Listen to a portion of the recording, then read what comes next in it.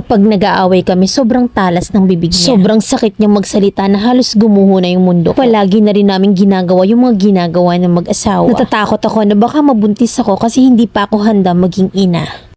May isang tao na nakilala ko dati na baliw ako sa kanya. Nung nangligaw siya sa akin ay sinagot ko naman kasi para sa akin ay siya yung hinahanap kong lalaki. Mapagmahal, sweet, kind, protective man kumbaga. At hindi ako hahayaan na masaktan. Pero nagbago ang lahat nung niyaya niya ako sa fun run doon sa barangay namin at iba yung kasama niya. Nasaktan ako kasi nakita ko siyang iba yung kasama na dapat ako yun. Nakipag-break ako sa kanya kahit na masakit kasi I know my worth. Hindi ko deserve ang lalaking manloloko at ayokong maging martir dahil lang sa pag-ibig. At sa point na nasaktan ako ng sobra, nandyan pa rin yung lalaki na nanliligaw sa akin dati. Pinahilom niya yung puso kong sugatan. Nanligaw siya sa akin nung grade 10 pa ako noon at pandemic noon. Inignore ko siya kasi akala ko lahat ng lalaki sasaktan lang ako. Kilala ko na rin yung guy na to kaya naman sinagot ko na rin agad. Same school kami kaya naman mas nakilala ko pa siya. Siya yung naging service ko kasi may motor siya at hatid sundo niya ako sa eskwela. Na habang tumatagal ay mas minahal ko pa siya at dumating sa point na niyaya na niya akong Nag-check-in kami sa malapit na hotel sa amin. Natakot ako pero sumama ako sa kanya. Sabi ko sa kanya, hindi ba ako mabubuntes? Kasi first time ko yun at 17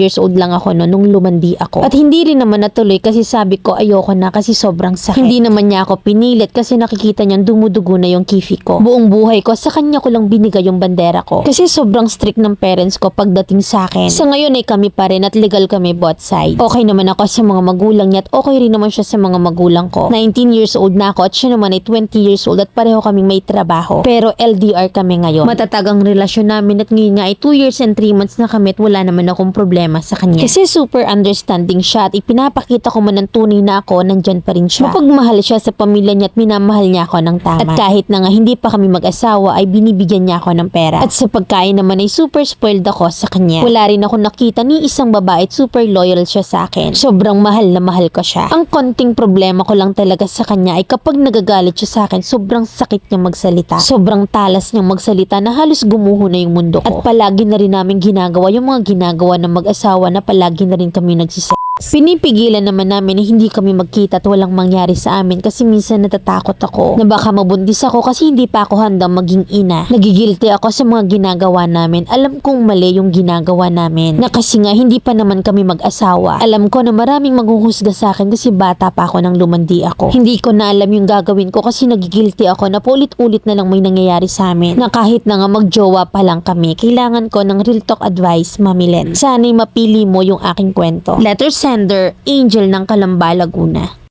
Atid sundat literal ka, iha. 19 ka pa lang, hindi 19 ka na. Kapag ganyan na red flag si guy, wag kang magpakalaspag. Wag tumanggap ng mga bagay na to the point na nasusuhulan ka na. Na kaya nga hindi ka makapalag. Spoiler, bigay ang luho, mapagmahal pero emotionally, verbally naman ang kapalit. Kapag ganyan dapat laylo ka, napapagsalitaan ka kasi tanggap ka ng tanggap, dinadaan ka sa paluho-luho. At ikaw, utong-uto ka naman tapos nguy-nguy bilot ka sa tabi. Napapaamo ka sa mga material na bagay kapalit yung pagkatao at dignidad mo. Walang milagro na hindi ka mabubuntis kasi may matres ka, iha. Natatakot kang mabuntis pero hindi ka takot mag-acrobat. Kapag nabuntis ka at naging ama siya ng anak mo, kaya mo bang lunukin lahat ng sinasabi niya? Kaya mong makita at marinig ng anak mo? Kasi kung hindi, pag-aralan mo nang mag-move on. Hindi yung nagtitiis ka kasi may nahihita ka. Kung masakit siyang magsalita, hindi malabong sa huli gumaling ding kumumpas ang kamay niya. Na lupang hinirang literal ang tema, didibdibin mo na lang ba? Na kapag ba umi-echo na yung kifay mo, saka ka palang bibitaw.